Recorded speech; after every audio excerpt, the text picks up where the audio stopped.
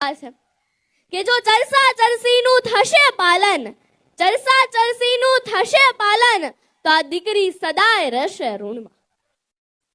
કોણ જાણે આ સમાજની કેવી રીત હશે, લગ્ન પ્રસંગની ઉજવણી તો સાવ અનોખી જ હશે.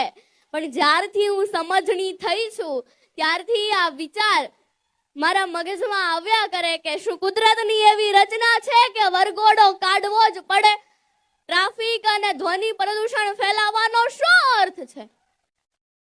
શું ડીજે વગર સપ્તપદીના ફેરા ન ફરી શકાય?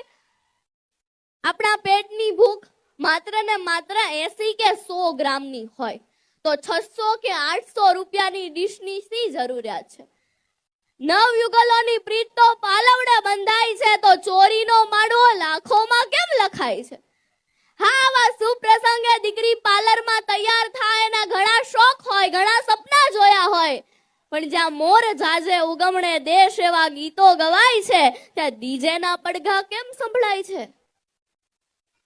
શું મામેરું વધાવવું જ પડે?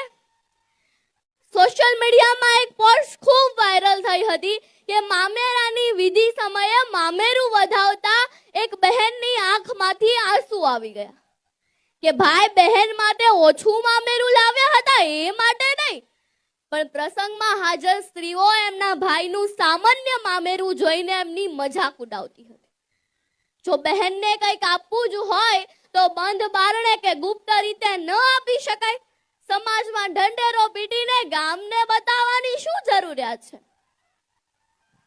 અને હમણાં તો અલગ જ વાના રસમ, પીઠી રસમ, છાપ ડેકોરેશન અને છાપ ડેકોરેશનના ક્રેઝમાં છાપમાં મૂકવા માટે મોંઘાદાટ કપડાં અને 8 થી 10 લાખ રૂપિયાના ઘરેણા તો ખરા જ. શું આ ઘરેણા આપણે પહેરવાના છીએ? એ ક્યાં રહેવાના છે? ઘરની તિજોરીમાં કે બેંકના લોકરમાં? આજે દેશમાં કરોડો ટન સોનું એ બેંકના લોકરમાં જોવા મળે છે. એટલે જ આપણા દેશની ઇકોનોમી નીચે આવી છે. આપણા ગુજરાતીઓમાં આવી કહેવત છે કે લાંબા જોડે ટૂંકો જાય, મરે નહીં ને માંદો થાય.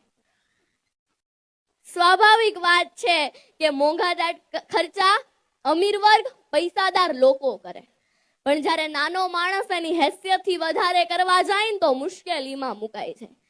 જ્યારે કોરોના આવ્યો ને ત્યારે આપણને સમજાવતો ગયો કે માણસ ઓછા ખર્ચે પણ પોતાનું જીવન શાંતિથી જીવી શકે છે.